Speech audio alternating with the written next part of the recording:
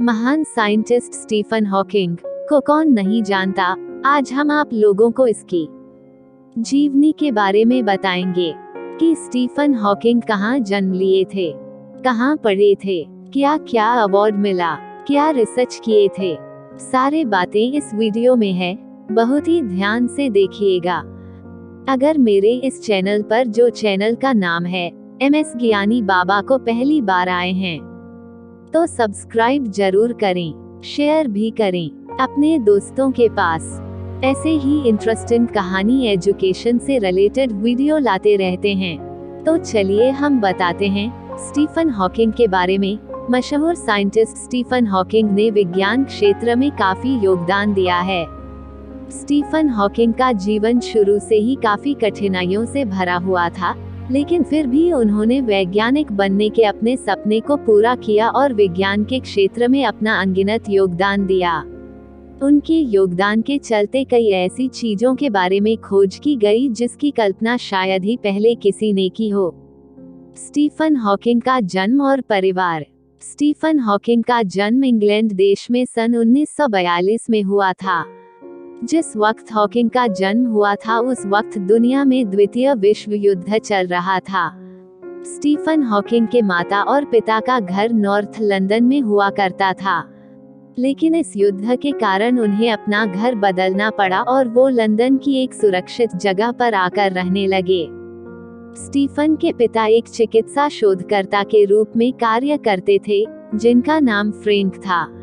वहीं इनकी माता का नाम इसोबेल था और जो चिकित्सा अनुसंधान संस्थान में बतौर एक सचिव के रूप में काम करती थी। हॉकिंग के माता पिता की मुलाकात चिकित्सा अनुसंधान संस्थान में कार्य करने के दौरान ही हुई थी, जिसके बाद इन्होंने शादी कर ली थी और इनके कुल 4 बच्चे थे, जिनका नाम स्टीफन, फिलिपा, मैरी और एडवर्ड था। एडवर्ड इनका गोद लिया हुआ बेटा था। स्टीफन हॉकिंग की शिक्षा। स्टीफन जब 8 वर्ष के थे तब उनके परिवार वाले सेंट अल्बान में आकर रहने लगे और यहाँ के ही एक स्कूल में स्टीफन का दाखिला करवा दिया गया। अपनी स्कूली शिक्षा पूरी करने के बाद स्टीफन ने ऑक्सफोर्ड विश्वविद्यालय में दाखिला लिया और यहाँ पर इन्होंने भौतिकी फिजिक्स विषय पर अध्ययन किया। जिस वक्त इन्होंने इस विश्वविद्यालय में दाखिला लिया था उस वक्त इनकी आयु महज 17 वर्ष की थी। कहा जाता है कि स्टीफन को गणित विषय में रुचि थी और वो इसी विषय में अपनी पढ़ाई करना चाहते थे, लेकिन उस वक्त ऑक्सफोर्ड विश्वविद्यालय में ये विषय नहीं हुआ करता था, जिसके कारण उन्हें भौतिकी विषय को चुनना पड़ा। भौतिकी विषय में प्रथम श्रेणी में डिग्री हासिल करने बाद इन्होंने कैम्ब्रिज विश्वविद्यालय से अपनी आगे की पढ़ाई की। साल 1962 में कैम्ब्रिज विश्वविद्यालय में department of applied mathematics and theoretical physical DAMTP में इन्होंने ब्रह्मांड विज्ञान पर अनुसंधान किया। साल 1963 में खराब हुई सेहत। स्टीफन हॉकिंग आम लोगों के जैसे ही अपना जीवन जी रहे थे, लेकिन साल 1963 में इनकी सेहत खराब होने लगी। 21 वर्ष स्टीफन की बिगड़ती हालत देख उनके पिता उन्हें अस्पताल ले गए, जहां पर उनकी जांच की गई और जांच में पाया गया कि स्टीफन को amyotrophic lateral sclerosis, amyotrophic lateral sclerosis ALS नामक बीमारी है। इस बीमारी के कारण शरीर के हिस्से धीरे धीरे कार्य करना बंद कर देते हैं और इस बीमारी का कोई भी इलाज नहीं है। जिस वक्त स्टीफन को इस बीमारी का पता चला था उस वक्त वो कैम्ब्रिज विश्वविद्यालय से अपनी पढ़ाई कर रहे थे, लेकिन उन्होंने अपनी इस बीमारी को अपने सपनों के बीच नहीं आने दिया। बीमार होने के बावजूद भी उन्होंने अपनी पढ़ाई को पूरा किया और साल 1965 में उन्होंने अपनी PhD की डिग्री हासिल की। PhD में इनके थीसिस का शीर्षक प्रॉपर्टीज ऑफ एक्सपांडिंग यूनिवर्स था। स्टीफन हॉकिंग की पत्नी। जिस साल स्टीफन को अपनी बीमारी के बारे में पता चला उसी साल उनकी मुलाकात अपनी पहली पत्नी यानी जेन वाइल्ड हुई थी। हॉकिंग के इस बुरे वक्त में जेन ने उनका साथ दिया और साल 1965 में इन्होंने शादी कर ली। जेन और हॉकिंग के कुल 3 बच्चे थे और इनके नाम रॉबर्ट, लूसी और तिमोथियस है। हॉकिंग की ये शादी 30 सालों तक चली थी और साल 1995 में जेन और हॉकिंग ने तलाक ले लिया था। तलाक लेने के बाद हॉकिंग ने एलेन मेसन से विवाह कर लिया था और साल 1995 में हुई ये शादी साल 2016 तक ही चली थी। स्टीफन हॉकिंग का करियर। कैम्ब्रिज से अपनी पढ़ाई पूरी करने के बाद भी हॉकिंग इस कॉलेज से जुड़े रहे और इन्होंने एक शोधकर्ता के रूप में यहाँ कार्य किया। इन्होंने साल 1972 में DAMTP में बतौर एक सहायक शोधकर्ता अपनी सेवाएं दी और इसी दौरान इन्होंने अपनी पहली अकादमिक पुस्तक the large scale structure of space time लिखी थी।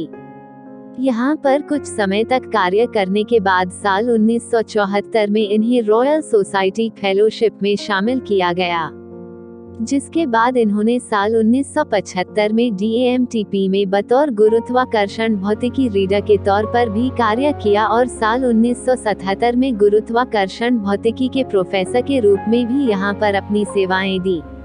वहीं इनके कार्य को देखते हुए साल 1979 में इन्हें कैम्ब्रिज में गणित के लुकासियन प्रोफेसर नियुक्त किया गया था, जो कि दुनिया में सबसे प्रसिद्ध अकादमी पद है और इस पद पर इन्होंने साल 2006 तक कार्य किया। स्टीफन हॉकिंग को मिले पुरस्कार और उपलब्धियां। प्रोफेसर स्टीफन हॉकिंग के पास कुल 13 मानद डिग्रियां हैं। वहीं उनके योगदान के लिए इन्हें कई अवार्ड भी दिए गए हैं और इन्हें अभी तक दिए गए पुरस्कारों की जानकारी नीचे दी गई है। साल 1966 में स्टीफन हॉकिंग को एडम्स पुरस्कार दिया गया था। इस पुरस्कार के बाद इन्होंने साल 1975 में एडिंगटन पदक और साल 1976 में मैक्सवेल मैंडल प्राइज मिला था। हेनीमान पुरस्कार हाइनमैन प्राइज हॉकिंग को साल 1976 में दिया गया था। इस पुरस्कार को पाने के बाद इन्हें साल 1978 में एक और पुरस्कार से नवाजा गया था और इस पुरस्कार का नाम एल्बर्ट आइंस्टीन मेंडल था। साल 1985 में हॉकिंग को RAS गोल्ड मेडल और साल 1987 Dirac medal of the institute of physical भी दिया गया था। इसके बाद सन 1988 में इस महान वैज्ञानिक को वुल्फ पुरस्कार भी दिया गया था। प्रिंस ऑफ एस्टूरियस अवार्ड भी हॉकिंग ने साल 1989 में अपने नाम किया था।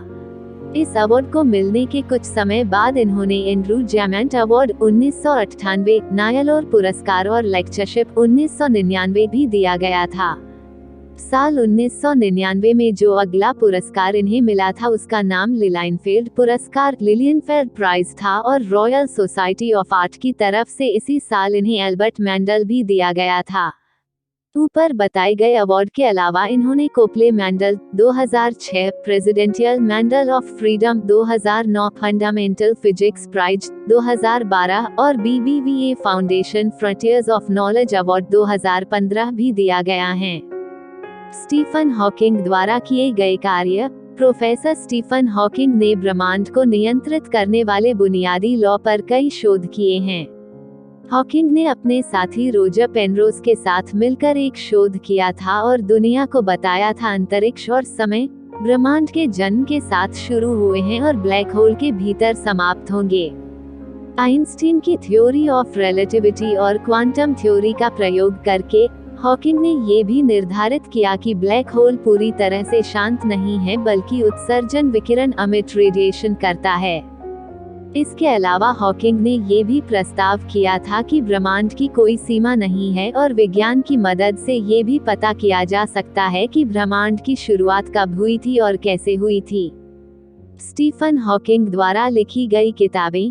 स्टीफन हॉकिंग ने अपने जीवन काल में कई किताबें भी लिखी हैं और उनकी एक किताब अंतरिक्ष के विषय में ही लिखी गई है। उनके द्वारा लिखी गई कुछ किताबों की जानकारी दी है। A brief history of time Hawking द्वारा लिखी गई सबसे पहली किताब का नाम a brief history of time था। ये किताब बिग बैंग और ब्लैक होल के विषय पर आधारित थी और साल 1988 में प्रकाशित हुई ये किताब 40 भाषाओं में उपलब्ध है। The universe in A nutshell ये किताब साल 2001 में प्रकाशित की गई थी और हॉकिंग द्वारा लिखी गई इस किताब को साल 2002 में एवेंटिस प्राइज ऑफ साइंस बुक्स मिला था।